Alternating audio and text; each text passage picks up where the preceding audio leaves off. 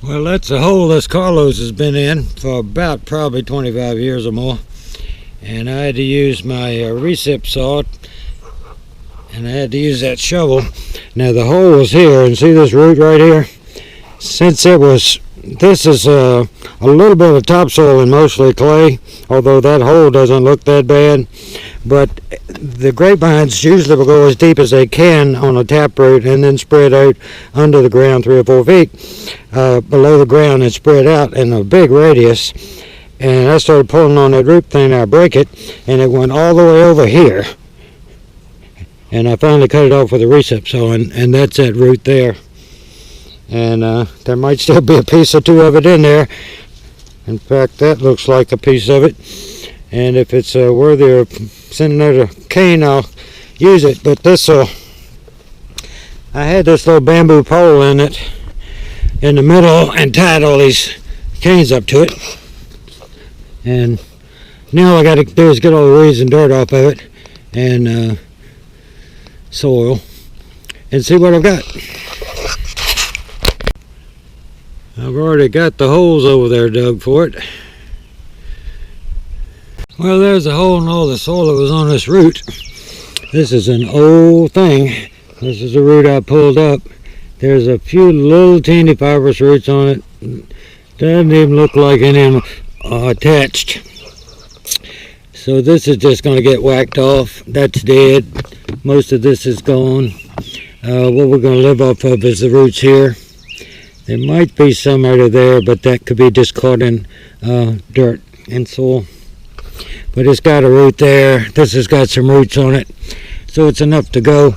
And I'll cut this off, clean this up, and I will slice this right through the middle here, and I will plant this whole thing down on an angle so that that's the crown.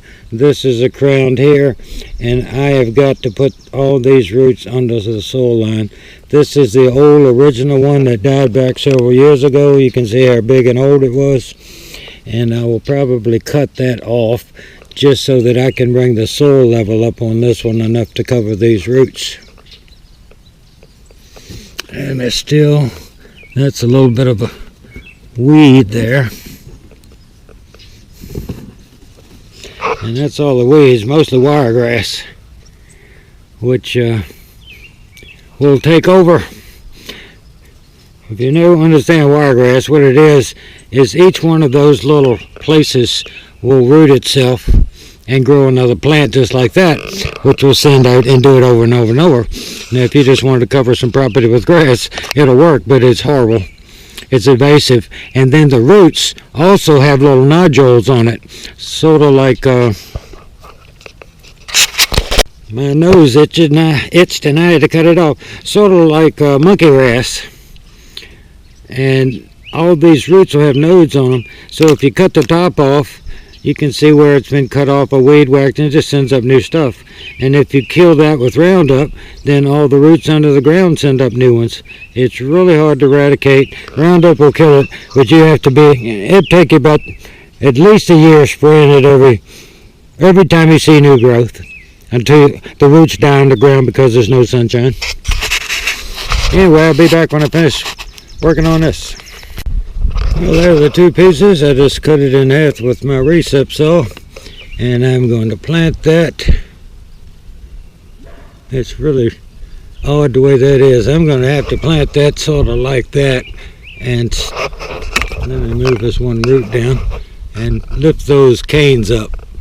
And I'm trying to get as much root under the ground. It appears this thing was on an angle, probably, and the canes were laying on the ground, so I don't have a vertical. So I'll tie them up, and I'm going to try to get the soil level, put this in on an angle, and get all that root under. This one's a little more straightforward. Just dig a hole and put it in there to here. And I'm going to cut this piece off. I forgot to do that. And I'll probably cut this off because that looks like old stuff I went through dead. Well, it's the 16th of July, Thursday at 7:20 on the East Coast. That's where my big scuppernong was, and I split it into two.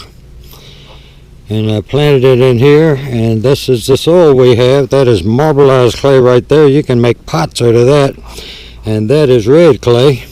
It's not as bad over here as there is in some places, and you might wonder why I tied up all those canes instead of cutting some of them off. I don't know how many are going to survive the transplant.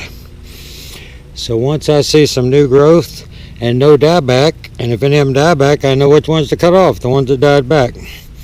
And if they all make it for about 2 or 3 weeks, I'll cut off all but one big cane, the biggest I can find that's alive, and that will be my main trunk. And I will have a pole in there and a pole in there and a wire up here to tie it to.